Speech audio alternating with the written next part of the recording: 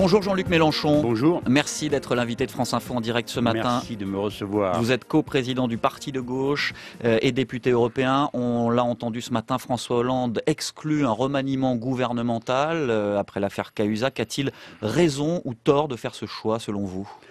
Je pense qu'il fait un diagnostic totalement erroné, celui d'un homme débordé par la situation. Non, ce n'est pas une personne qui a failli. C'est une formule absolument fausse. C'est un système qui révèle sa pourriture intrinsèque.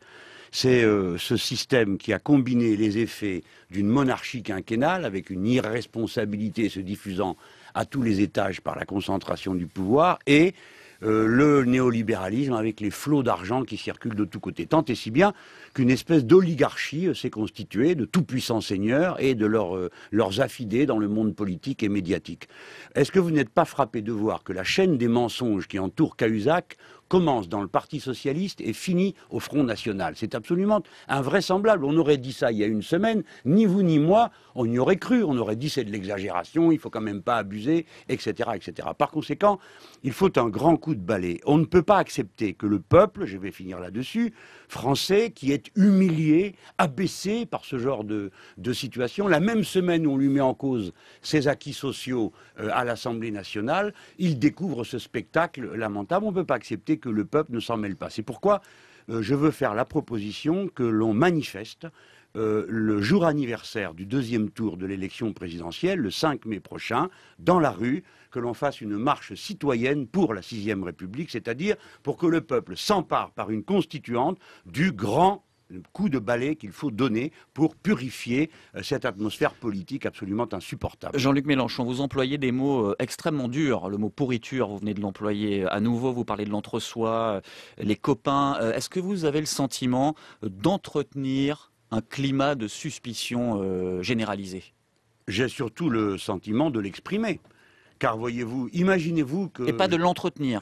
Imaginez-vous, ça c'est vous qui l'appréciez, c'est vous le commentateur, moi je suis dans l'action. Je vous pose la question sur votre sentiment. Vous me posez la question et je vous y réponds. Je pense que le plus tragique pour moi serait de tenir des discours sur la nécessité de faire une 6e République et de fermer les yeux au nom de je ne sais quelle confraternité qui me rendrait suspect. Alors... lorsque je découvre des choses aussi scandaleusement inacceptables, enfin j'ai été membre de ce parti le Parti socialiste pendant 30 ans, je l'ai quitté pour dénoncer une dérive idéologique et parce que je pensais qu'il fallait faire autrement. Mais j'ignorais que ceux que j'avais en face de moi étaient des menteurs, des trafiquants d'influence avec des gens d'extrême droite. Tout ça est absolument inacceptable. Des milliers de militants socialistes aujourd'hui sont meurtris. J'espère qu'ils vont se rapprocher de moi maintenant, qu'ils vont comprendre qu'ils sont déshonorés par ces fréquentations. Donc non, je n'entretiens pas, j'en prends acte, je n'entretiens pas une ambiance, j'en prends acte et j'y apporte une réponse positive, une réponse conforme à ce qu'est un républicain. Qu'est-ce qui peut nous tirer de là? La République, donc le peuple.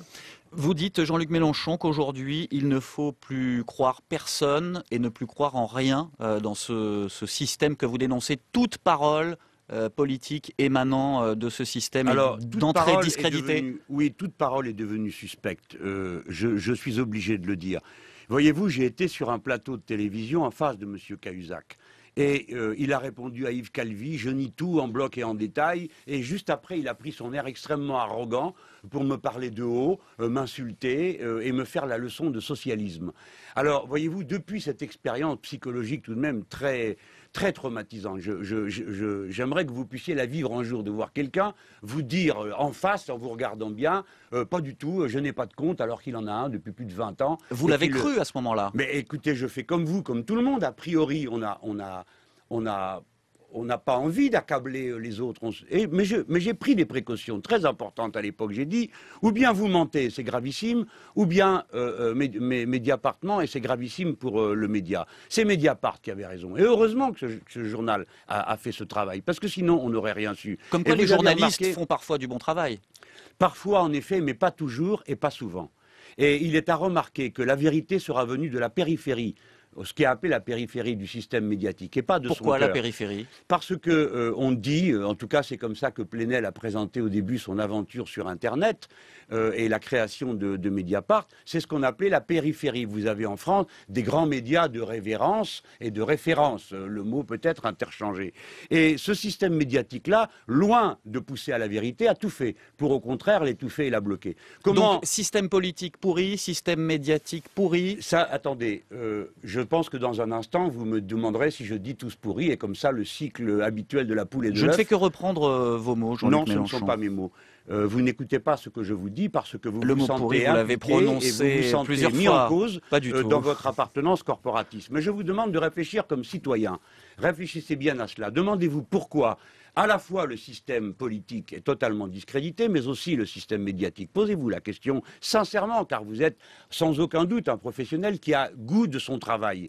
Demandons-nous pourquoi on en est arrivé là. Pourquoi un professionnel comme Jean-Michel Apathy déverse 80 tweets pour essayer de discréditer Mediapart? Pourquoi le fait-il? Sinon parce qu'il est lui-même, comme d'autres, entraîné dans une spirale de connivence et de petits arrangements des uns et des autres. Voilà comment nous en arrivons là. Donc vous dissociez les journalistes de Mediapart des autres journalistes. Il y a un îlot de... Écoutez, je ne suis pas venu pour faire une émission sur les journalistes. Je dis qu'il y a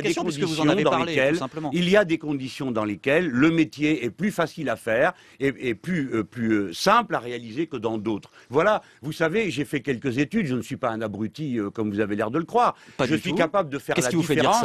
Je suis capable de faire la différence entre les conditions dans lesquelles les gens travaillent et le résultat de leur action. Réfléchissez-y vous-même. Un mot d'une autre affaire, Jean-Luc Mélenchon, l'ancien trésorier de campagne de François Hollande, Jean-Jacques Augier, dit que ses investissements aux îles Caïmans sont légaux, pas de but d'évasion fiscale, que le président n'en a jamais rien su, ce que dit lui-même François Hollande. Est-ce que vous croyez à tout cela ? C'est bien possible que ces gens considèrent que les questions d'argent, comme c'est souvent le cas chez les grands bourgeois, on n'en parle pas à table. Mais ce qui est extraordinaire, c'est qu'ils soient tous là-dedans et qu'ils trouvent tout ça normal et qu'ils trouvent choquant. Vous avez vu comment ils répondent tous. Ils disent « mais ça n'a rien d'illégal ». C'est donc que la loi va de leur côté et que la loi va du côté du vice et du crime. C'est curieux. Quand le parquet de Bordeaux dit qu'il est sur le point de demander un non-lieu en faveur de Nicolas Sarkozy dans l'affaire Bettencourt, est-ce que ça relève de la même question selon vous? J'en déduis que le parquet de Bordeaux doit avoir ses raisons. Si je comprends bien le système de fonctionnement de la justice, le parquet est lié au ministère de la Justice. Bon, moi, je n'imagine pas Madame Taubira donnant des consignes personnelles. Donc le magistrat là a l'air de prendre sa décision sur ses bases à lui, mais vous savez, rien n'est fait apparemment, il s'agit juste d'un rapport. Donc attendons la suite. Dans le contexte qu'on vient d'énoncer, Jean-Luc Mélenchon, défiance, méfiance générale, est-ce que vous vous considérez aujourd'hui comme un opposant ou un membre de la majorité? Alors, j'ai déjà eu l'occasion de répondre sur ce point. Je suis en opposition totale à la politique que pratique ce gouvernement. Néanmoins, nous avons fait partie de ceux qui ont appelé à la défaite de Nicolas Sarkozy et donc, puisqu'il y avait que 2 bulletins, à voter pour François Hollande. Je pense que nous pourrions constituer une autre majorité, une majorité alternative, sans attendre 2017. Parce que sinon, tout mon discours reviendrait à dire aux gens, bah, écoutez, souffrez en silence jusqu'à 2017. Voilà pourquoi je n'ai jamais voulu assumer l'étiquette d'opposition. Mais on voit bien que c'est ce que je fais. Cependant, je dis que je peux faire une majorité alternative avec les écologistes et les socialistes de gauche à l'Assemblée nationale et donc proposer une autre formule gouvernementale. Mais peut-être qu'un jour ou l'autre, il faudra tout simplement s'en remettre aux élections générales. Merci beaucoup Jean-Luc Mélenchon, coprésident du Parti de gauche, député européen, invité de France Info ce matin.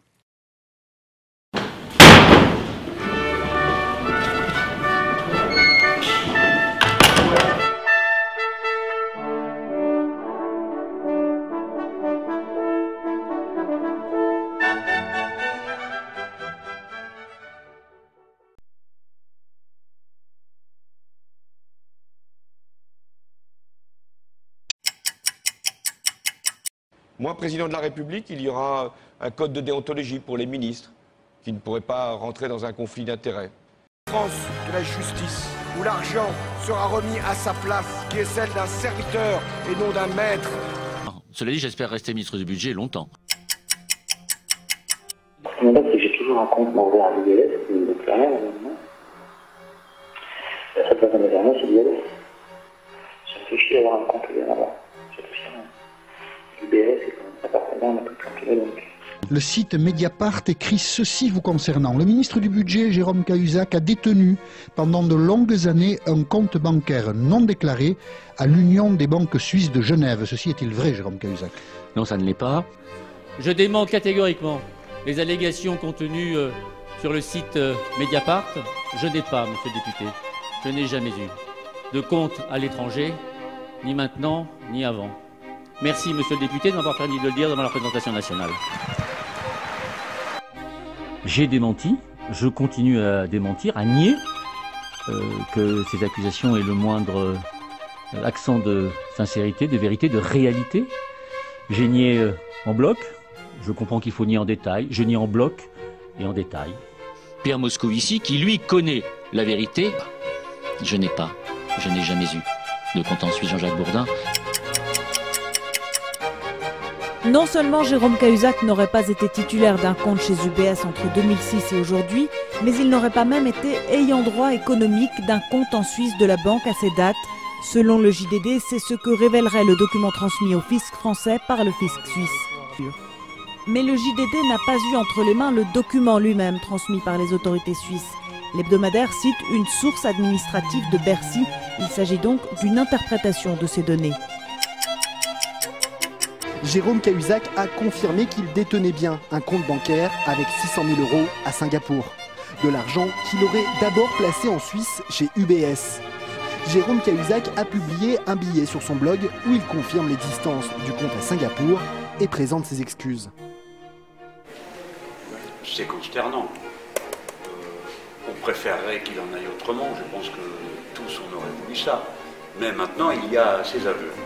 Et ça nous montre un menteur cynique et corrompu qui se moquait des autres, qui avait cette allure de superbe avec laquelle, vous vous en souvenez, il me parlait sur le plateau de télévision, traitait les autres de clowns, qui était une crapule. Et évidemment, à partir de maintenant, on se sent dans l'incertitude, on se dit mais qui savait et n'a rien dit. Pierre Moscovici, qui lui connaît la vérité. Mais qui savait et n'a rien dit. Cahuzac, moi je dis qu'il est juste le dernier maillon d'une très longue chaîne de dirigeants politiques, y compris... Philippe Péninck, c'est lui, cet homme qui accompagne Marine Le Pen ici en avril 2007. S'il nie être l'un de ses conseillers, il est bien l'un de ses plus proches amis. Cet ancien avocat a été l'un des leaders du GUD, organisation étudiante d'extrême droite réputée pour ses actions violentes. C'est à cette époque qu'il se lie d'amitié avec un certain Jérôme Cahuzac, cousin de son associé. Plus tard, en 1992, il le revendique, Philippe Péninck aide Jérôme Cahuzac, devenu chirurgien, à ouvrir un compte en Suisse. Je suis écœuré par ce monde que ça révèle, d'oligarques, de politiciens qui se tiennent par la main avec des gens qui fraudent le fisc et qui ensuite sont chargés de faire les lois et les contrôles pour les réprimer. Je pense qu'il y a un grand discrédit qui va s'abattre sur notre pays et il faut donner dans tout ça un bon coup de balai.